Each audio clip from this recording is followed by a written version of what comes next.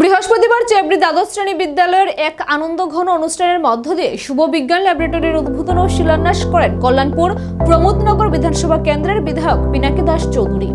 বিধায়ক ছাড়াও এদিনের এই আনন্দঘন অনুষ্ঠানে উপস্থিত ছিলেন খোয়াই পঞ্চায়েত সমিতির ভাইস চেয়ারম্যান উত্তম অধিকারী, বিশিষ্ট সমাজসেবী নিতাই বল, বিশিষ্ট সমাজসেবী চন্দ্র রায়, বিদ্যালয়ের প্রধান শিক্ষিকা বিনোদ দেববর্মা, পূর্ত দপ্তরের chief executive engineer Manoj Debbarma. এই অনুষ্ঠানে সভাপতিত্ব করেন বিদ্যালয়ের পরিচালন কমিটির চেয়ারম্যান অতুল কৃষ্ণ দাস। সেদিনের অনুষ্ঠানে স্বাগত ভাষণে পূর্ত দপ্তরের আধিকারিক মনোজ দেববর্মা জানান, চেবড়ি দ্বাদশ শ্রেণী বিদ্যালয়ের বিজ্ঞান ল্যাবরেটরির 48 লক্ষ টাকা ব্যয় হয়েছে। তাছাড়া বিদ্যালয়ের দ্বিতল বিশিষ্ট পাকা ভবনের নির্মাণের বাজেট 8 কোটি 51 লক্ষ টাকা। অনুষ্ঠানে বক্তব্য রাখতে গিয়ে বিধায়ক বলেন, রাজ্যের শিক্ষার বিভিন্ন উন্নতির দিকগুলোও তুলে ধরেন। তিনি বিগত সরকারের আমলে উন্নয়নমূলক কাজে অনীহা বিষয়ক সমালোচনায় মুখরিত ছিলেন। তিনি আরো বলেন, কল্যাণপুর প্রমোদনগর বিধানসভা কেন্দ্রে আগামী দিন জনস্বার্থ সংশ্লিষ্ট বিষয়ে আরো উন্নয়নমূলক কাজ হবে। প্রত্যেকটা বিদ্যালয়ের জন্য সেই সায়েন্স ল্যাব যেটা করা যায় প্রপোজাল পাঠিয়েছিলাম। আজকে একটার পর বিদ্যালয় করতে করতে অনেকগুলো বিদ্যালয় আমরা অলরেডি উদ্বোধন করে ফেলেছি, ধার উদ্বোধন।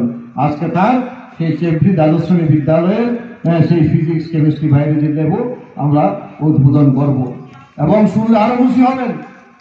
আর একটা নতুন আর্ট যেটা আমাদের বিদ্যালয়ের একটা একদম গুরুত্বপূর্ণ বিষয় হয়ে দাঁড়িয়েছে, তারও একটা নতুন কনস্ট্রাকশন এসেছে। আজকে এজেন্সি এসেছে, এখানে কথা বলেছে 2টা রুম আরো নতুন বিল্ডিং করার জন্য উনি বরাদ পেয়েছেন, উনিও কাজ শুরু করবেন। কাজে এই সরকার চাইছে শিক্ষার যে আমূল পরিবর্তন, যেটা এই রাজ্যে ধ্বংস করে দেওয়া হয়েছিল। একটা একদমই ভাবে শিক্ষার ব্যবস্থা চলছিল, যেটা পার্টি দ্বারা নিয়ন্ত্রণ হতো।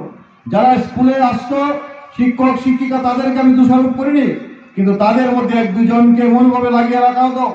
মেম্বারশিপ নিয়ে স্কুলে আসতো, দেশের কথা নিয়ে পত্রিকা নিয়ে স্কুলে আসতো, চাঁদা কালেকশন হতো স্কুলের মধ্যে, ছাত্রদের দিয়ে রাস্তায় মিছিল করানো হতো সরকারের নাম করে।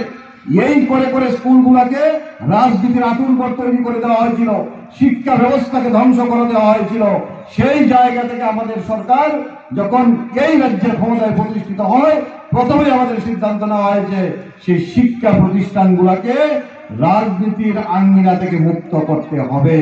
এবং আজকে তার প্রমাণ কোনো টিচার বলতে পারবে না, কোনো ছাত্র বলতে পারবে না যে রাজনীতির নামে মিছিল হয়, স্কুলে চাঁদাবাজি হয়, স্কুলে কোনো রাজনৈতিক দলের পত্রিকা সেখানটায় বিক্রি হয়। এই তত্ত্ব আজকে এই রাজ্যে নেই। সমস্ত ভাবে আমরা সেটাকে বদ্ধ করে দিয়েছি। কারণ শিক্ষাঙ্গন হচ্ছে ছেলে মেয়েদের মানুষ করা, এখানে মানুষ তৈরির কারখানা, মানুষ তৈরি হয়। এই ছেলে মেয়েরাই আগামী দিনের ভবিষ্যৎ, এই দেশের ভবিষ্যৎ। তারাই দেশ করবে, তারাই সমাজ পরিচালিত করবে, তারাই দেশ পরিচালিত করবে। অথচ তাদের মেরুদণ্ডটাকে ভেঙে দেওয়া হতো সেই রাজনীতির নামাকরণ করে, সেই বিগত দিনের কমিউনিস্ট।